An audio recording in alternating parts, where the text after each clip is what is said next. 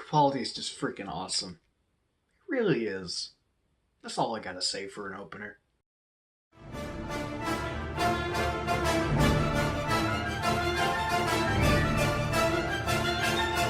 So, welcome to my review for World Enough of Time and The Doctor Falls, which is the finale of Series 10, Peter Capaldi's final episode leading into Twice Upon a Time, his regeneration episode. I count this as a two-part story actually as a two-part, one full story arc. One full story, yeah. But I think you get what I'm saying. And I just really love this episode. So the premise of this story is that over the past couple of episodes, I didn't touch on this because I skipped the entirety of Series 9, so the Doctor has lost his... by the way, there's spoilers for Series 9 and most of Series 10. And I'll let you know when I get into spoilers of this episode. Just letting you know. So Series 10 of Doctor Who is basically... the Doctor has said his goodbye to Clara, but he can't remember her because his memory's been erased. And he says goodbye to River Song. He got to spend a couple thousand years with her, I believe. Or, I don't know. I gotta go back because I really love that episode. But I think it's a couple thousand years. And it's a sweet ending for that character. And Series 10, he is now a professor at a university, and he takes this character, Bill, under his wing. And Bill's a new fresh face for Doctor Who, and she's a one-time companion, which is weird for Moffat, because he usually does companions that stick around for a couple series. And this is his first companion that's just there for one series. We get the return of Matt Lucas as Nardole, as well as Michelle Gomez as Missy, and... I just love all of these characters on this season. I didn't really think much of this series last year when I got into Doctor Who, and it was the one leading into the Christmas special that we had to wait that long distance. I didn't really think too much of it, and now looking back, I really love this series.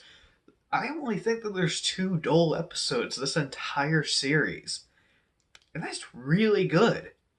But I'm just gonna focus on the episodes that I'm reviewing here, so let's get into it. So, World Enough in Time is basically the Doctor is taking Missy under his wing. He wants to basically make her like him. He wants to basically form another friendship with Master/Missy to basically better herself because he thinks that she's ready.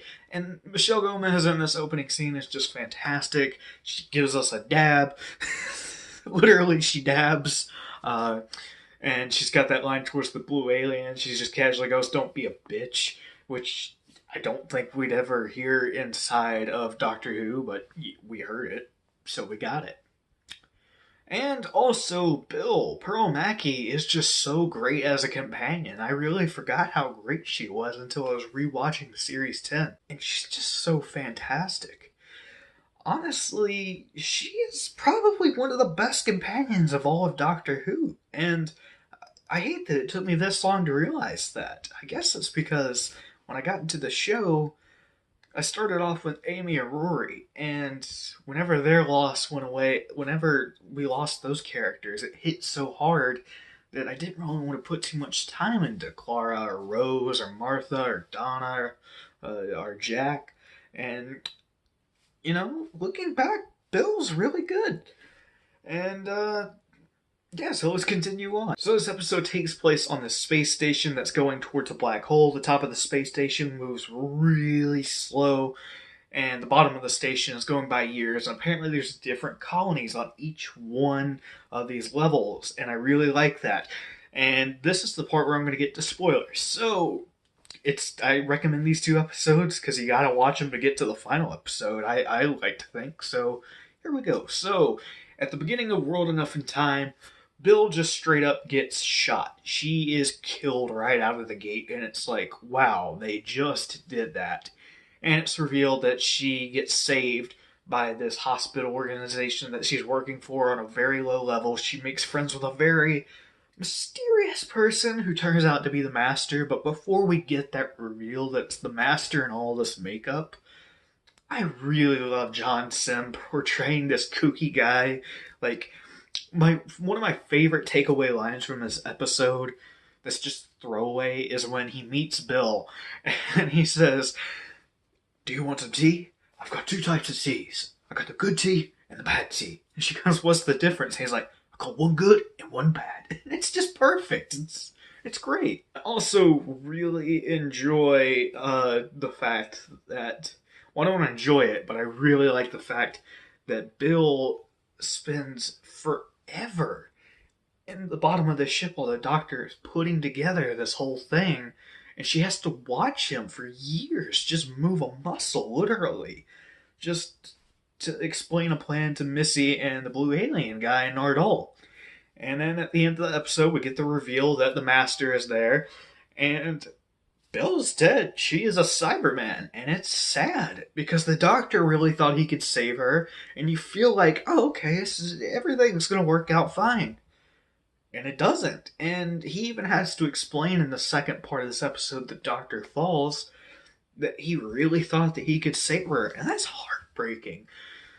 And I love the way that Rachel Talalay, I believe, was the director for both of these episodes. She put it to where the Cyberman would show up sometimes in the scene, and then it would show Bill. And I think that that's just fantastic. And to see that the Doctor sees Bill as Bill, nothing more than Bill.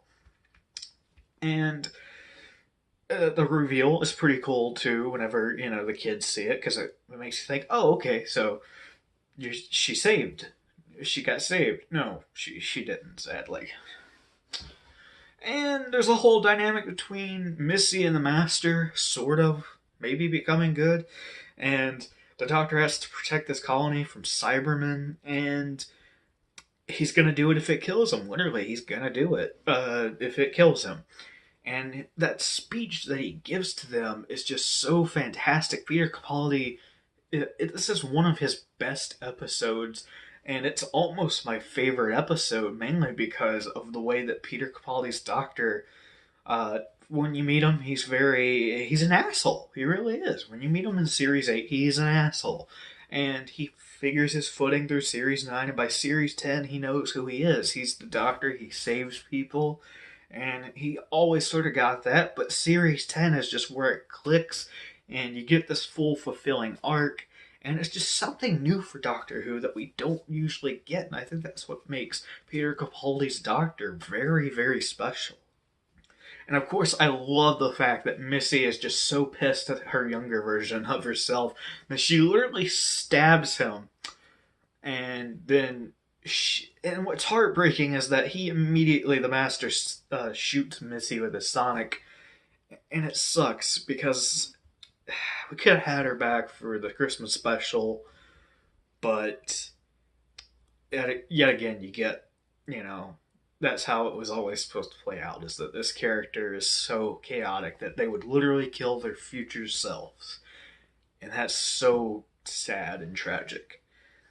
And let's also not forget the fact that the whole scene with the Doctor running around with his sonic just blowing up all these Cybermen is just so fantastic.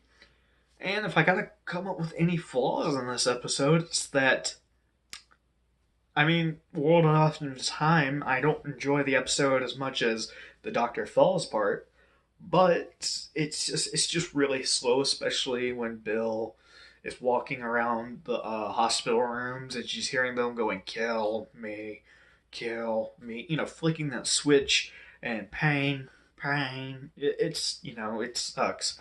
And literally, I find myself being like, alright, I'm gonna go get up, probably make a bag of popcorn at this point, get myself a drink. Hey, if I got to, I'll go use the bathroom, because it's gonna take a minute. And then I come back whenever that other guy is there. And Heather is a character I really don't care for in Series 10. I didn't like her in the pilot. The first episode of the series that's literally called the pilot. And I feel like that's just an excuse for her to literally pilot the TARDIS at the end of the episode. Just, you don't need to be the thing. That's so cringy. And Nardole, goodbye to the Doctor, is so satisfying. And basically, yeah, I love this episode. I love all the performances each and every single bit of the cast gives. It's my favorite performance by John Sim as the Master. I really hope that I didn't say John Hurt throughout this video as John Sim, because that's gonna suck when I have to go through and edit this video. If I did, and you're seeing this. If not, then we're good. So, my score for World Enough in Time and The Doctor Falls as a whole, together story of an episode, is an A. Love this story. It is absolutely brilliant. Everything that I said before basically comes full circle here to what I can say now. And I think that's good enough. And join me this weekend, right before the Series 11 premiere, where I review Twice Upon a Time. If you guys have been following this review, I've been getting like 4 views on these videos, and I'm fine with that because I'm having so much fun making these. I just really love this show. Like, I don't know why. I just found it out last year, and it's consumed my life. But in all seriousness, thank you if you're watching this video, and you can check out my other reviews. And I got a Telltale Games ranking video that I want to make pretty soon. And yeah, I'll see you guys in the next one. Don't forget to like and subscribe. And Amen out. Yeah, that's working. Okay. Hey, I'm Alex Amen, and if you're watching one of my videos, don't worry, this is a sonic screwdriver, it's not lethal. And don't forget to like and subscribe if you enjoyed this video, or check out some other content. I'd really appreciate it. And if you like this video, don't forget to leave a comment, because that also helps me know that you're watching the full video, or, just leaving a like, because leaving a like helps that YouTube algorithm just spread, and we could all use that. Alright, have a fantastic day out on sea. Geronimo, don't forget to subscribe to Amen's YouTube channel. See you guys in the next one. I am an idiot.